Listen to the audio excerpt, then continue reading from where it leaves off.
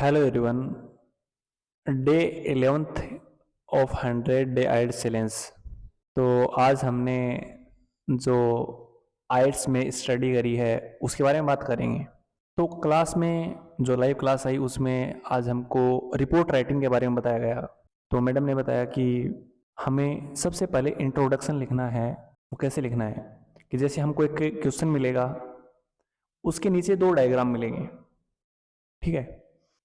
अभी इंट्रोडक्शन में हम लोगों को जो क्वेश्चन है उसको पैराफ्रेज करके लिखना है। जो क्वेश्चन है उसी को बदल करके लिखना है, सिनोनिम का यूज करके।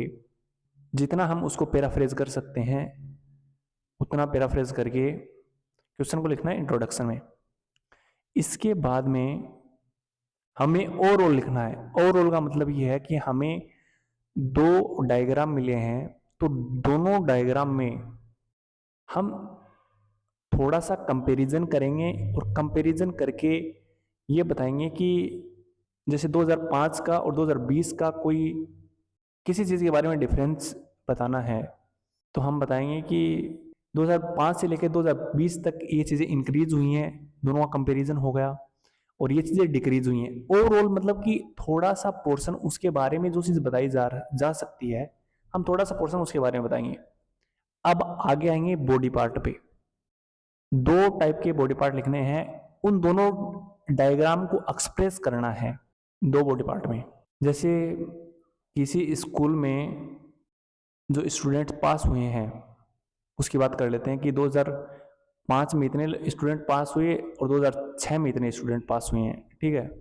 Section A, section B, section C, section D की टेबल हमको मिली है।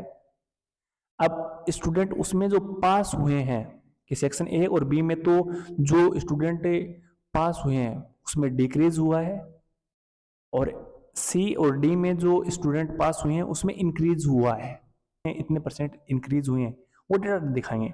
मतलब कि कंपैरिजन करना बेसिकली ये है 2 डायग्राम को देख करके। इसके बाद में, और ये कंपैरिजन हमको किस तरीके से मिल सकता है, टेबल के रूप में मिल सकता है, पाई चार्ट में मिल सकता है, ग्राफ्स में मिल सकता है।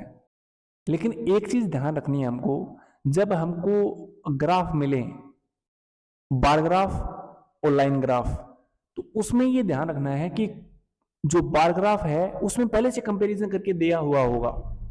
कैसे कि बार ग्राफ ऐसे होता है, एक दूसरा, एक का कंपैरिजन दूसरे की, 2005 में इतने स्टूडेंट ने एडमिशन लिया और 2006 में इतने स्टूडेंट्स ने एडमिशन लिया, तो वो वहां पे ही कंपैरिजन हो गया। जैसे लाइन ग्राफ है, लाइन ग्राफ ऐसे होती है, ठीक है, 2 लाइनें होगी। तो जब 2 लाइन हमको दे रही हैं तो वो कंपैरिजन करते हुए दी गई है, पहले से वहां पे कंपैरिजन करा गया है कि यहाँ पे इंक्रीज हो रही है, यहाँ पे डिक्रीज हो रही है। दूसरी लाइन यहाँ पे इंक्रीज हो रही है, यहाँ पे डिक्रीज हो रही है। 2 लाइन्स दे गई हैं, अब दोनों लाइन में पहले से कंपैरिजन करके दे रखा है, तो हमें उस ग्राफ का कंपैरिजन खुद से ही करना है, एक दूसरे से नहीं करना है। ये चीज मैडम ने बताई।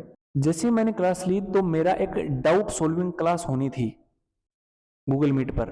अब ये डाउट सॉल्विंग क्लास कैसे होती है कि हमको एक 1-on-1 मेंटरशिप का एक फॉर्म दिया जाता है, गूगल फॉर्म। उसमें हम अपना पूरा पूरा लिखते हैं और उसमें एक फाइल अपलोड करते हैं गूगल फॉर्म पे। जहां पे भी हमको दिक्कत है उस फाइल को हम अपलोड करते हैं या पीडीएफ अपलोड करते हैं, और अपलोड करने के बाद में वो आगे मैडम के पास में चली जाती है। मैडम उनको देखती है किस किस तरीके से हम इम्प्रूव कर सकते हैं और क्या क्या हमारे डाउट हैं। इसके लिए गूगल मीट पर 1-on-1 सेशन होता है। 1-on-1 सेशन में मैडम हमारे डाउट को सोल्व करती है। तो वो आज मेरा 1:45 से लेकर के 1:45 बजे तक था। थैंक यू फिजिक्स वाला एंड तान्या मैम इसके लिए।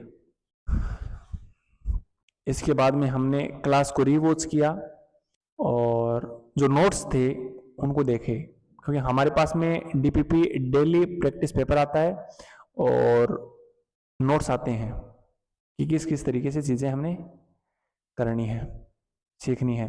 यानी एक तरीके से ये कह सकते हो कि मटेरियल आता है स्टडी के लिए।